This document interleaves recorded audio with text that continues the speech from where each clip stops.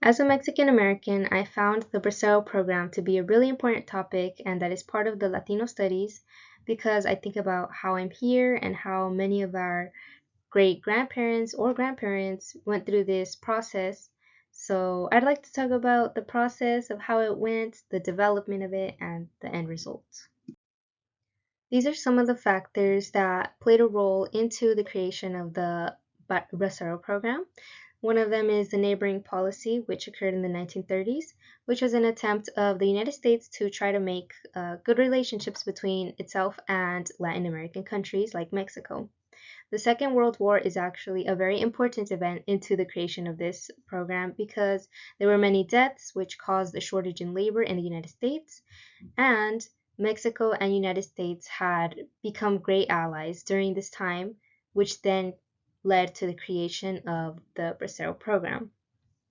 There are also some other factors that I did not include, but that are also very relevant to the creation of this Bracero program, such as the poverty that was in Mexico, which was an incentive for many Mexicans to move to the United States to work.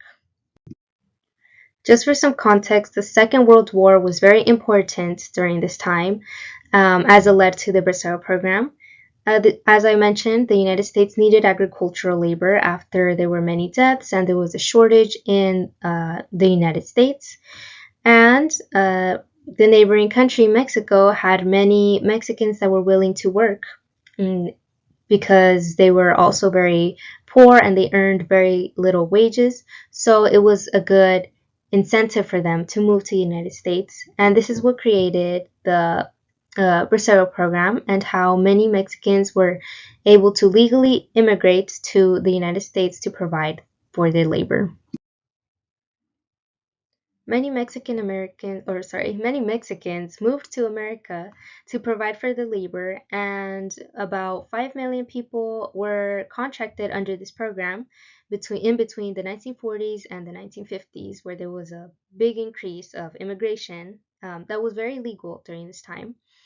And this happened all because Mexico stepped out of neutrality, which then created a good relationship with the United States and ultimately created this program for many Mexicans to take advantage of.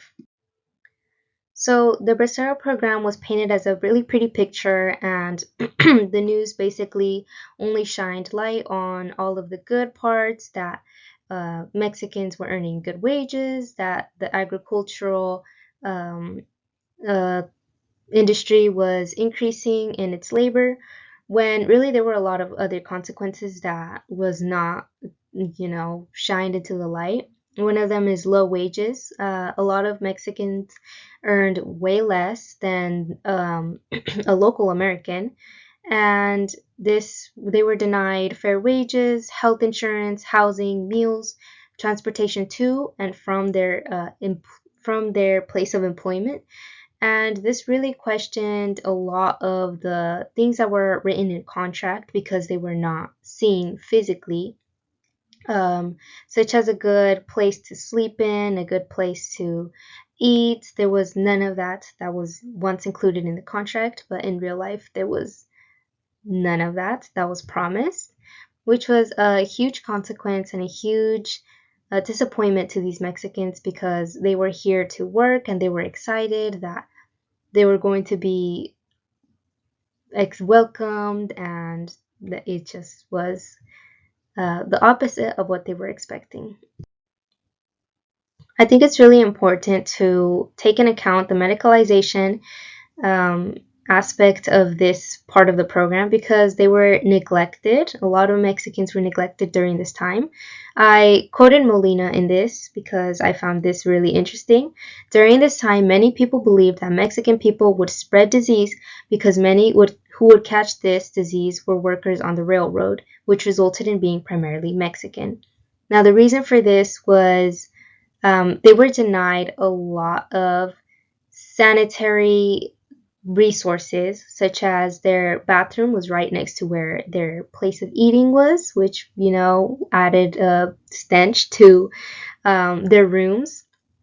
The the health industry really stigmatized the presence of Mexicans by painting them as disease carrying, when really the issue was the employers weren't giving the workers a an adequate hygiene routine. They weren't giving them any tools for them to really practice hygiene because that just wasn't available for them. And they were really neglected and they were put on the blame when they really did not have anything to focus on this. Um, a lot of it was due to the employers and their place of work, which was really devastating and really disappointing in part of the history. Family separation is a really important topic about this program because a lot of families were separated.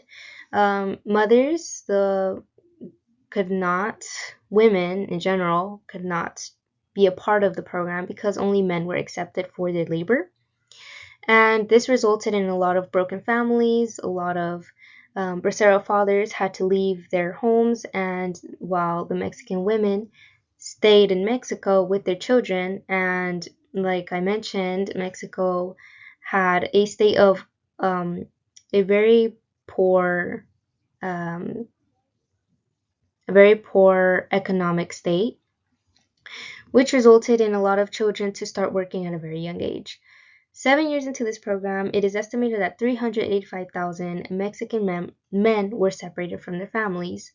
And I'd like to talk about Anne Elizabeth's story because she mentions that she wanted to move to the United States, but she had to go through the hard way, a different way, because the program would not let her in. She talked about the struggles, the conflicts that she went through, and she sent a letter back to her sister in Mexico.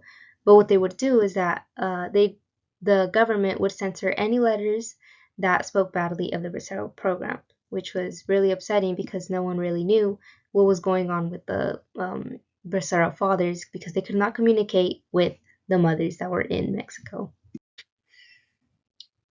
Women who entered the United States illegally were often exploited by government officials, merchants, and pimps. So it was a very difficult time for women at this time because men found the opportunity to move to the United States or to immigrate to the United States and earn a better wage, although it was not great. It was something better than what they were given in Mexico. And I found this really important because a lot of women, I could relate to this because it seems relevant to me how Mexican women had to stay with their children and had to start working for themselves because men could not communicate with a lot of the women that stayed in Mexico.